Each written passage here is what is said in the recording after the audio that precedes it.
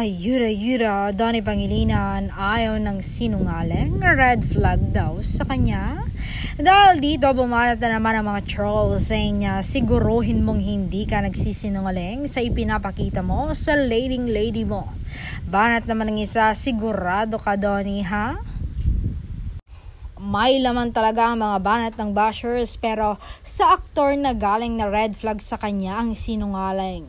Kaya for sure totoo ang pinapakita niya kay Belle at talagang mahal niya ito. Sa tititig pa lang niya sa dalaga pansin mo na kitang kita mo ang pagkamis niya sa girlfriend niya.